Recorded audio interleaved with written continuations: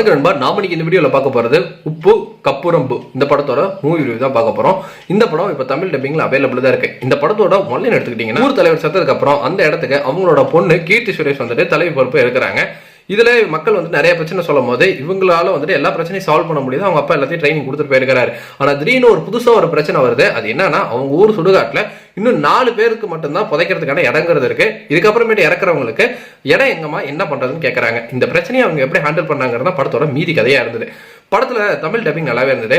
கீர்த்தி சுரேஷோட performance எக்ஸென்ட்ரிக்கா வந்துட்டு அமைச்சிருந்தாங்க. அது அவங்க சிரிக்கிறதாகட்டும், அழுகிறதாகட்டும், கோவப்படுறது, ஷாக்கிங்கான ரியாக்ஷன், ஒவ்வொரு ரியாக்ஷன் வந்துட்டு ரொம்ப அழகா வந்துட்டு டிஃப்ரெண்டா வந்துட்டு பிரசென்ட் பண்ணியிருந்தாங்க.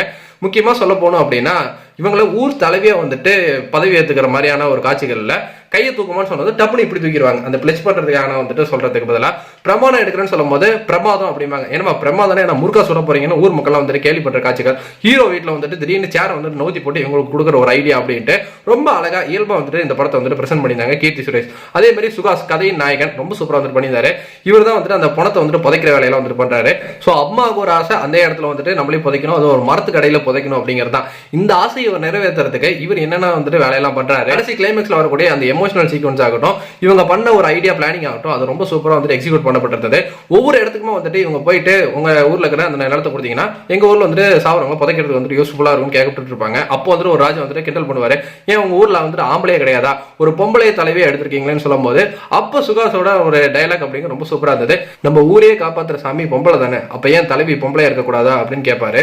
சோ இந்த ஒரு வசனம் வந்துட்டு கேட்கும் போது நல்லாவே வந்துட்டு இருந்துச்சு. இவர் அடிக்கடி வந்துட்டு அந்த பணத்தோடய இருக்கிறதுனால அவங்களை வந்துட்டு உரிமையா உட்காந்து பேசுறது, அந்த காட்சிகள் வந்துட்டு அழகாவே ஸ்கோர் பண்ணியிருந்தாரு. படத்துல அங்கங்க ஹியூமருங்க வந்துட்டு நல்ல ஒர்க் அவுட் இருந்தது. ஆனா படத்தோட மிகப்பெரிய ப்ராப்ளம் அப்படின்னா, ஃபர்ஸ்ட்ல வந்தது இல்லையா, இந்த ஒரு பிரச்சனை கடைசி வரைக்கும் வந்து நீண்டுட்டே இருக்கு. இதுக்கான சரியான சொல்யூஷன் வந்துட்டு கடைசியா வந்துட்டு எடுத்த அந்த ஒரு டிசிஷன்ல நடுவில் வரைக்குமே அந்த ஒரு எக்ஸிகியூஷன் ஆகட்டும், ஒரு இன்ட்ரெஸ்டிங் ஆகட்டும், என்ன பிளானிங் ஆகட்டும், அது எல்லாமே வந்து ரொம்ப சுமாரா இருந்தது. கதை நல்லா இருந்தது. ஆனா ஸ்கிரீன் பிளேல வந்துட்டு ஓரளவுக்கு லேக்குங்கிறது வந்துட்டு இருக்கதான் செஞ்சது. அதை தவிர்க்கவே முடியல. ஏன்னா ஒரே இடத்துல சுத்தின இடத்துல வந்துட்டு சுத்தி வந்துட்டு ஒரே இடத்துல நிற்கிறது, கதை வந்துட்டு மூவ் ஆகாம போனது இந்த படத்தோட ஒரு பிரச்சனையா தான் இருந்தது. உதாரணத்துக்கு சொல்ல போனோம் அப்படின்னா, 4 இடம் தான் இருக்கு. அடுத்தடுத்து யார் சாவ போறாங்களோ அவங்க தான் 4 இடம். அதுக்கப்புறம் தான் நம்ம வந்துட்டு எப்பயும் டிசைட் பண்ண போறோம். அதுக்கு முன்னாடியே வந்துட்டு ஒரு ப்ரிகாஷன் மாதிரி இடத்தெல்லாம் வந்துட்டு பார்த்து வச்சுக்கலாம். ஆனா இந்த 4 இடத்துக்கு இவங்க வந்துட்டு போட்டி போட்டுப்பாங்க. எனக்கு தான், உனக்கு தான், இன்னும் 2 கேங் இருக்கும். எங்க தாத்தா தான் கொடுக்கணும், உங்க தாத்தா தான் கொடுக்கணும், எனக்கு தான் அப்படின்னு முன்னாடியே ரிசர்வ் எல்லாம் பண்ணி வைப்பாங்க. இதுக்காக சண்டை எல்லாம் போட்டுப்பாங்க. இந்த பிரச்சனை தீர்த்து வைக்க குழுக்கள் எல்லாம் வந்துட்டு எடுப்பாங்க. யாரெல்லாம் வந்து அடுத்த சாவர ஸ்டேஜ்ல இருக்காங்க லிஸ்ட் எடுத்து அதுல குழுக்கள் முறையில போட்டு இந்த 4 இடம் அவங்களுக்கு தான் சொல்லுவாங்க. இது எதுவுமே அடுத்து வரக்கூடிய சீன்ல வந்துட்டு பிரதிபலிக்காது. ஏன்னா இது அத்தனையுமே வந்துட்டு ஒரு நேரத்தை கடத்துறதுக்கான ஒரு சீன்ஸா தான் வந்துட்டு இருந்துச்சு. படத்தை எப்படியா 2 மணி நேரத்துக்கு மேல கொண்டு போகணும் அப்படிங்கிறதுக்கான ஒரு சீனா தான் இருந்தது.